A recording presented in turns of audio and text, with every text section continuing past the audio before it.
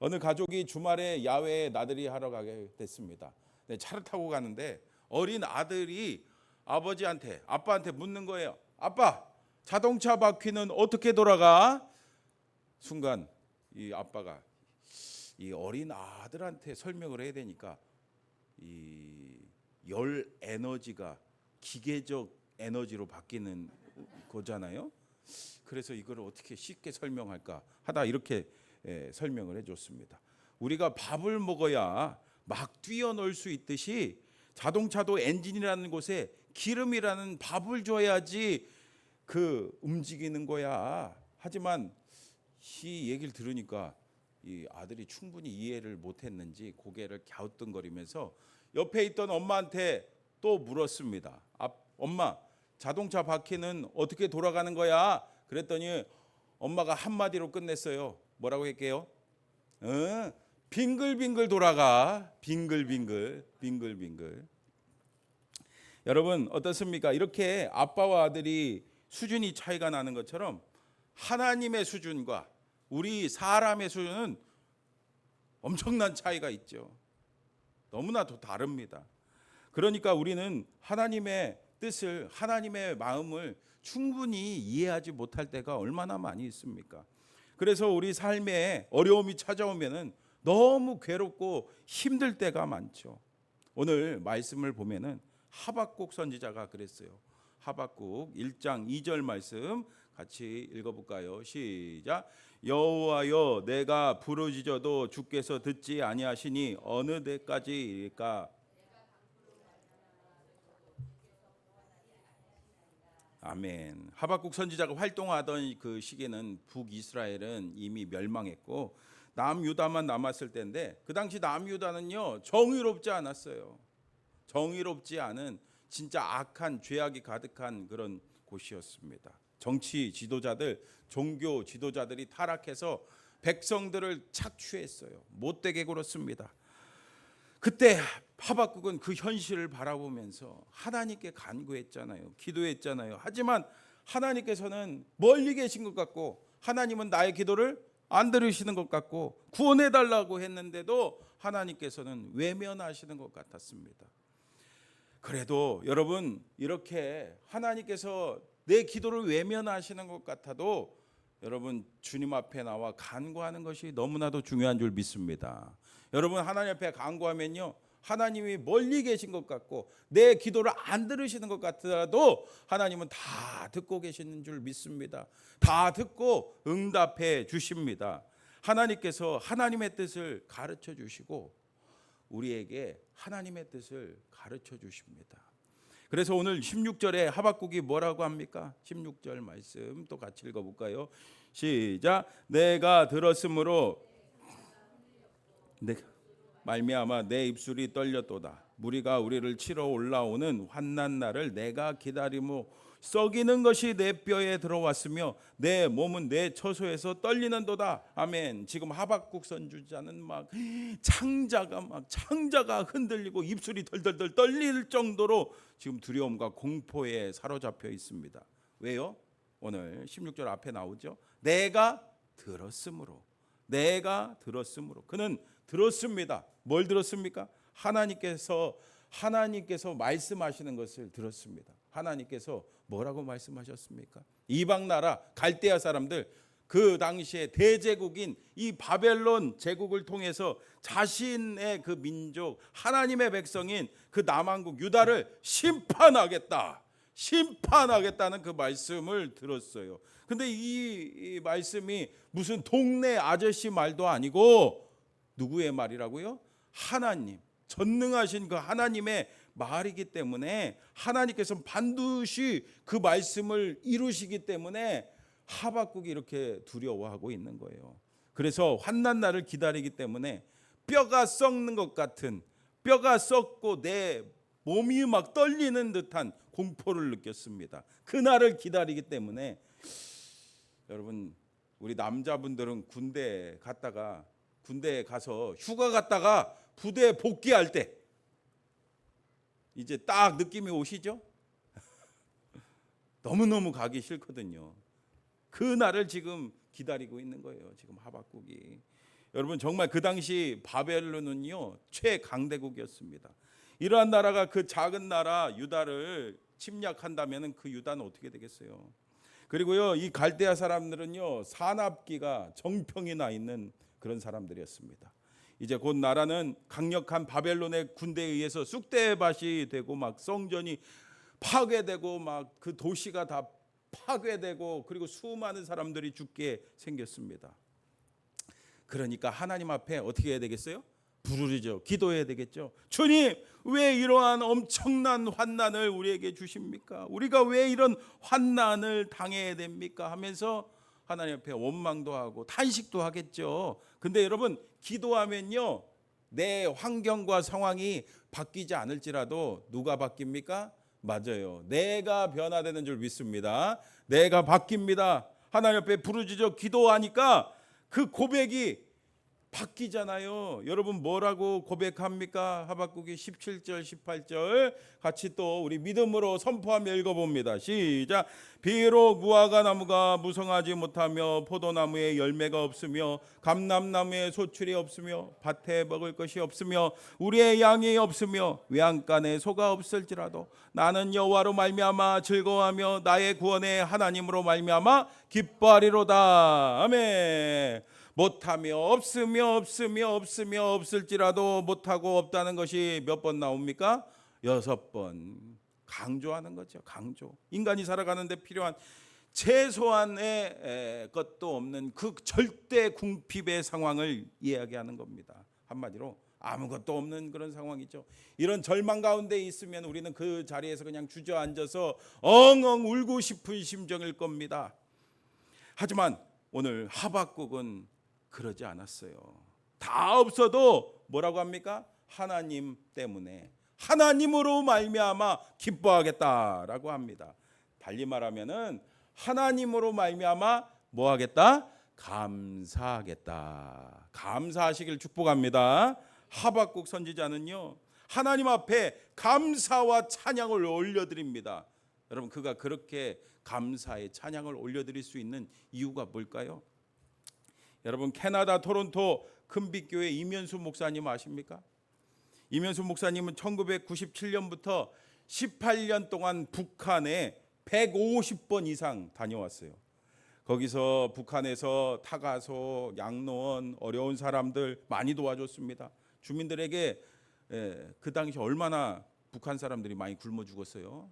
그래서 식량도 주고 또 농업기구도 주고 또 논도 만들어주고 또 옷도 주고 해서 약 5천만 달러. 5천만 달러면 얼마입니까 여러분? 한 700억 되는 돈이죠. 이것을 지원했어요. 그러니까 김정일도 인정해갖고 이면수 목사님 북한 다 다닐 수 있도록. 여러분 북한 사람들도 북한을 그 동네 자기 나라를 마음대로 못 다니는 거 아시죠? 통행증이 있어야 다닐 수 있는데 이면수 목사님은 김정일한테 인정받아갖고 다 다닐 수 있게 해줬대요. 그런데 임 목사님이 평소대로 북한 구호를 위해 2015년 1월에 캐나다를 떠나서 북한에 도착했는데 연락이 두절됐어요. 이게 어떻게 된 건가? 나중에 알고 보니까 북한에 억류된 겁니다. 임 목사님이 이 북한에 거긴 사실 왕조잖아요. 왕조 공산주의라고 하지만 사실 본건 이제 그 왕이잖아요. 사람 그 김정은이 사실 왕이잖아요. 그래서 그 김정은 그 북한 그 왕조를 비난하는 그런 설교를 했나 봐요. 그게 딱 걸렸어요. 그래서 북한 정부는요 임 목사님이 인도주의적 구호 활동을 위장해 북한에 들어와 종교를 무기로 김정은 정부를 몰락시키려는 계략을 꾸미고 있다 하면서 최고 존엄 모독죄 하면서 강제 노동과 종신형, 무기징역을 그냥 땅땅땅 때려버렸잖아요. 그는 다른 재소자들과 접촉 금지를 위해서 바퀴벌레가 그냥 그득한 그 더럽고 좁은 독방에 감금됐습니다. 그리고 일주일에 6일 동안 8시간씩 강제 노역을 했습니다. 그에게 배정된 간수는요 항상 24시간 그냥 간수들이 감시했어요. 바로 옆에 여러분 감옥 가보시면 안 되지. 감옥 가보시면은 바로 옆에 뭐가 있어요? 화장실이 있는데 화장실을 못 갔어요. 왜냐하면은 얘기해야지 된대요. 바로 옆에 화장실도 그러니까 못 움직이게 한 거죠. 이뿐이 아닙니다. 밥은요 시퍼런 시커먼 돌 밥을 줬어요. 그리고 새파랗게 어린 간수들이 욕을 너무 해대고 그러니까 여러분 얼마나 스트레스 받겠습니까? 그러니까 막 석 달 동안 설사를 계속하고 막 언 땅을 그 겨울에 곡괭이를 주면서 그 언 땅을 파라고 하는데 막 곡괭이가 막 계속 부러지는 거예요. 그래갖고 이 손가락이 이 새끼 손가락이 접히지가 않는데요. 이렇게 목사님은 너무 괴로운 나날을 보냈습니다. 여러분 생각해 보세요. 여러분들이 북한 감옥에 갇혀 있다고 생각해 보세요. 그 사실 북한 사람들을 위해서 얼마나 좋은 일을 많이 했습니까? 정말 얼마나 기가 막히겠어요. 억울하고 분노와 원망이 가득했습니다. 처음엔 하나님 앞에 원망도 했겠죠. 하지만 우리 그리스도인들은요 이때 하나님 앞에 막 기도할 수 있습니다. 그는요 그 자유가 박탈된 그 감옥에 있었지만 하나님 앞에 기도했습니다. 기도하니까 누가 생각이 나요? 예수님의 십자가가 생각이 나요. 예수님이 생각나고 예수님이 억울하게 죄가 없으신데 그 억울한 재판 받으시고 십자가에서 돌아가신 것이 생각이 났대요. 그 십자가를 생각하니까 자신의 그 무거운 짐들이 다 자유해지는 그 평안함을 느꼈다고 합니다. 그리고 하루를 마무리하면서 늘 하나님 앞에 감사합니다. 앞에 뭐 평생 거기 이제 살아야 되니까 그거 생각 안 하고 그냥 하루하루 그냥 감사하면서 살았대요. 그랬더니 놀라운 일이 일어났습니다. 처음에는 그렇게 욕을 해대고 적대적인 간수들이 우리 친구하자고 그리고 임 목사님 하면서 나오라고 때 밀어준다고 그래서 막 때도 밀어주고 막 그랬대요. 나중에 알고 보니까 이제 목사님 뒷조사를 하는데 여러분 목사님 뒷조사 뭐 하겠습니까? 예, 맞아요. 인터넷에 있는 목사님 그 동영상 설교를 그냥 샅샅이 뒤져서 봤대요. 근데 여러분 말씀에 뭐가 있어요? 능력 있는 줄 믿습니다. 설교 말씀을 듣다가 이 사람들이 은혜 받았어요. 설교 말씀을 듣다가 믿음이 생겼대요. 그래서 그렇게 변화되는 것도 봤습니다. 여러분 그래서 마침내 임 목사님은요 북한에서 31개월 949일 동안 억류되어 있다가 하나님의 은혜로 2017년 8월에 풀려났대요. 여러분 임 목사님은 말합니다. 여러분 잘 들어보세요. 예수님의 십자가를 생각하며 무조건 감사하십시오. 의지적으로 감사하면 모든 힘든 것은 물러갑니다. 우연은 없습니다. 다 하나님의 주권 가운데 있습니다. 여러분 어떻습니까? 이렇게 진정 구원받은 사람은요 단지 하나님 때문에 감사합니다. 그래서 오늘 하박국 선지자가 뭐라고 합니까? 18절 보세요. 나는 여호와로 말미암아 즐거워하며 나의 구원의 하나님으로 말미암아 기뻐하리로다. 아멘. 할렐루야. 여러분 우리도 구원의 하나님으로 인하여 기뻐하며 감사할 수 있어야 합니다. 여러분 생각해 보세요. 이 땅에 수많은 사람들 중에 내가 구원받은 거 얼마나 감사합니까? 여러분 다 구원받으셨죠? 여러분 얼마나 큰 은혜입니까? 예수님의 십자가의 보혈로 하나님의 자녀가 된 거, 하나님의 귀한 딸이 된 거, 하나님의 귀한 아들이 된 거, 하나님의 은혜인 줄 믿습니다. 나 같은 죄인 살리신 주의 놀라와 큰 죄악에서 건지신 주의 고마워 이제껏 내가 산 것도 주님의 은혜라 거기서 우리 영원히 주님의 은혜로 여러분 잘 아는 나 같은 죄인 살리신 그것도 주님의 은혜 큰 죄악에서 건지신 것도 우리 주님의 은혜, 이제껏 내가 산 것도 주님의 은혜, 장차 천국에서 영원히 주님과 사는 것도 주님의 은혜인 줄 믿습니다. 이 구원의 은혜 생각하면은 우리가 감사하지 않을 수가 없습니다. 그래서 실패에도 감사, 어려움 속에서도 감사, 환난 속에서도 감사, 없어도 감사. 여러분, 이 감사의 은혜가 있기를 축복합니다. 하박국은 이것을 깨달았어요. 그래서 그는 구원의 하나님으로 인해 감사하면서 마지막으로 19절에 고백합니다. 우리 19절 같이 읽어볼게요. 시작. 주 여호와는 나의 힘이시라.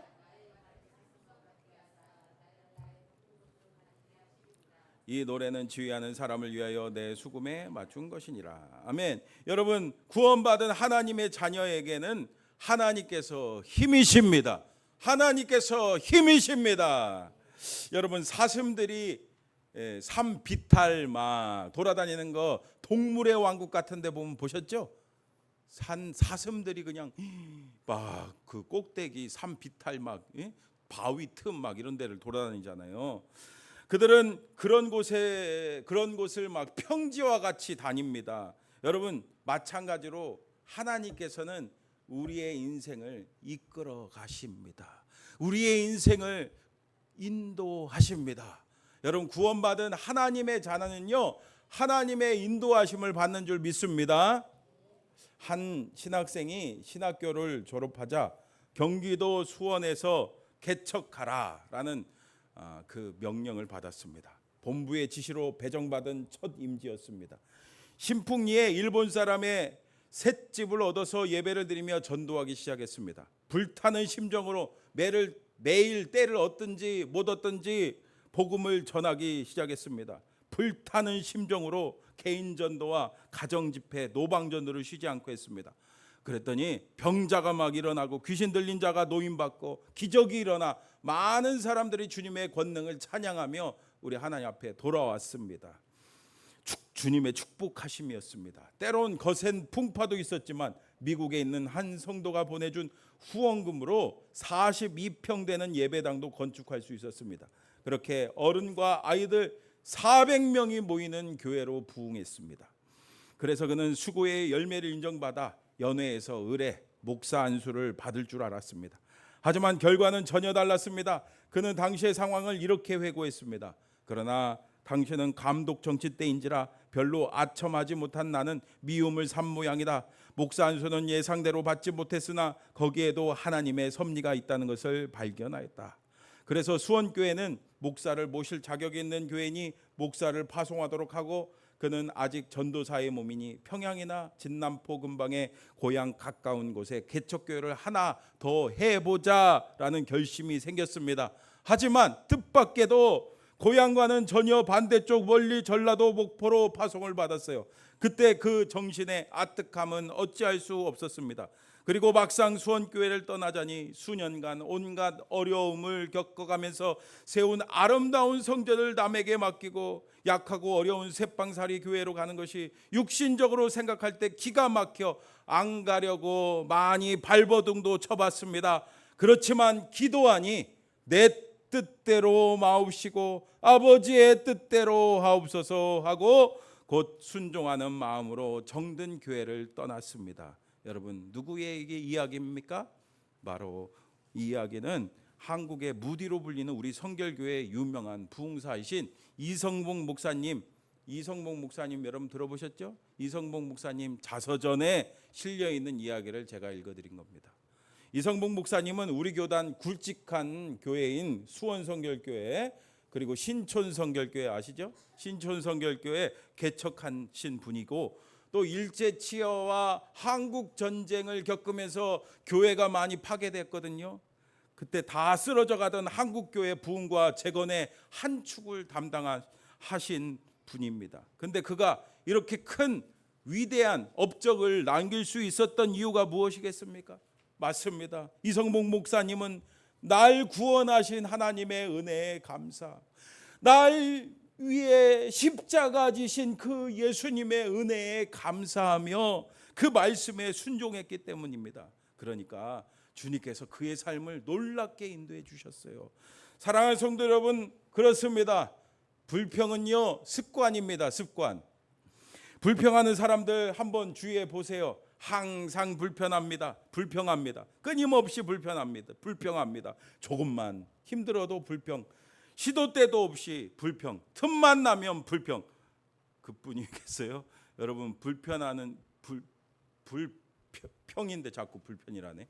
불평에 사로잡혀 있으면요 본인만 불행한 인생을 사는 것이 아니라 주변 사람도 영향을 받잖아요. 주변 사람들도 불평 인생을 만들어 버립니다. 그래서 행복과 기쁨이 아닌 불행으로 이끌어가는 거예요. 반면에 감사를 습관하시기 바랍니다. 습관화하면요 감사가 우리를 훌륭한 인격으로 만들어주고 행복과 기쁨의 길로 인도해 줄 줄 믿습니다.